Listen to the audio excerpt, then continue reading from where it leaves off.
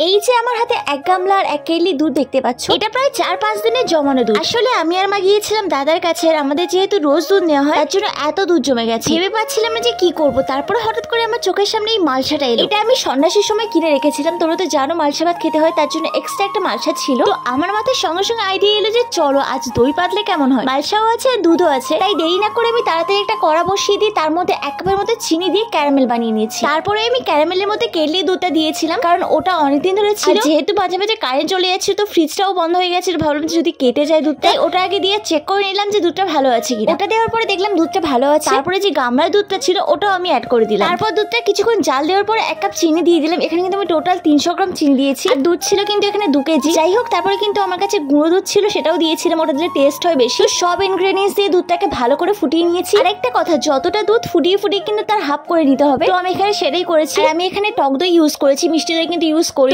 Half টক দই আমি মালসার মধ্যে লাগিয়ে দিয়েছি, হাফ টক দই আমি রেখে দিয়েছিলাম জল ঝরিয়ে। মানে যেহেতু আমি প্যাকেট দই ইউজ করেছি তো ওখানে জল থাকে, সেটা আমি ঝরিয়ে নিয়েছি। তারপর দই লাগানো মালসার মধ্যে দুধটা দিয়ে দিয়ে আমি তার উপরে দিয়েছি টক দই, যেটা আলাদা করে রেখে দিয়েছিলাম, দিয়ে আমি ভালো করে ঘেটে নিয়েছি। আর এখানে দেখো আমি একটা কাঁথার কম্বল নিয়েছি দই চাপা দেওয়ার জন্য। কাঁথাটা দিয়েছি দইয়ের নিচে, উপরে কম্বল দিয়েছি। দেখা যাক কি হয়, ওয়েট করো কিন্তু। বাই।